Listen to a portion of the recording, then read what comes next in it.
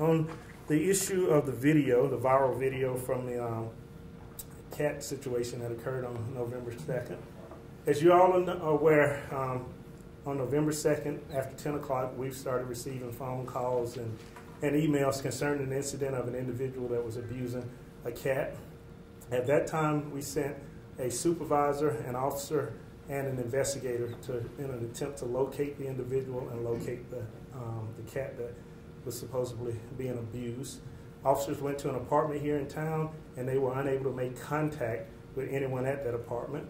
However, they were able to make contact with the suspect, Brandon, over the phone, Brandon White, and his mother. In talking to them, they indicated that the cat was okay, and they indicated that they would not be talking to law enforcement.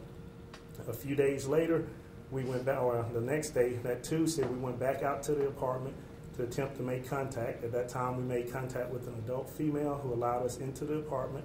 The investigators, one being an investigator from the University of Alabama, so pretty much from the start of this, we've had 2 investigators working on this case, one from our department and one from the university. But they went to the apartment and they were allowed in, given a consent to search, and I looked around that apartment to see if any of the furnishings or bedding or linen in that apartment resembled what was in the video. None of the items in that apartment matched that description, and so they left. We've still been in contact from time to time with Brandon's mother, but not with Brandon. But the bottom line is being that Brandon was not going to make a statement. He asked for an attorney, and so we respect that right, and that is his right. In the meantime, we've continued to try to work the case and investigate the case. On this past Friday, investigators that were working the case wrote an affidavit for a search warrant. In that affidavit, they were asking for a search warrant for the cat, to check on the well-being of the cat.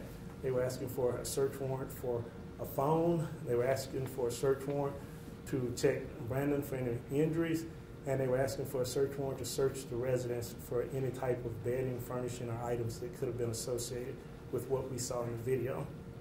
We were unable to get the search warrant signed on Friday. Today, we went over to Sumter County because that's where Brandon and his mother live, and we tried to get a search warrant signed. We weren't able to get that search warrant signed. So investigators left Sumter County, drove down to Linden, Alabama, where they made contact with the circuit judge down there. At 1:30 this afternoon, the circuit judge signed the warrant. So our investigators are currently back en route to the house in Livingston with the hopes of serving that search warrant and trying to come to a conclusion on this case.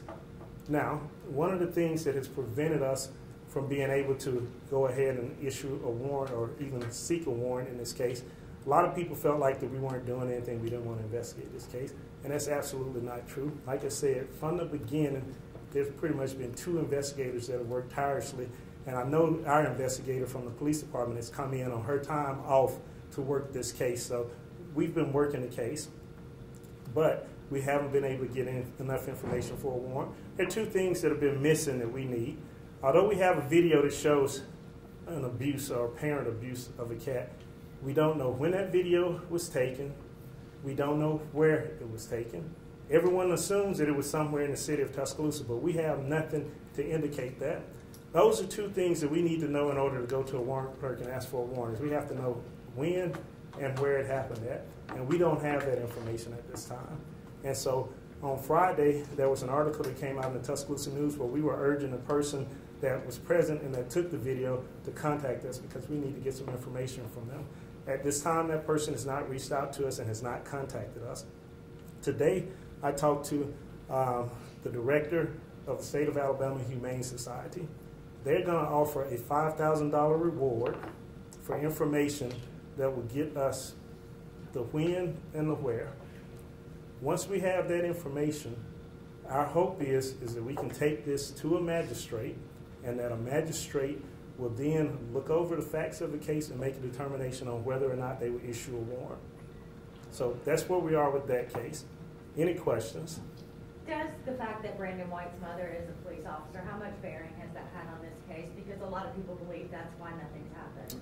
I can stand here right now and tell you, I won't say what I want to say, but I will stand here right now and tell you that has 0 bearing on this case. Since I've been the chief of police here, we have arrested people that I have worked with for years that were Tuscaloosa police officers, And so his mother being a police officer had absolutely no bearing on this case.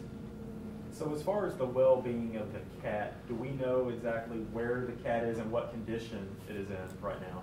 We had a conversation with Brandon's mother, and she told us that she had the cat was fine, and that she was taking the cat to the vet.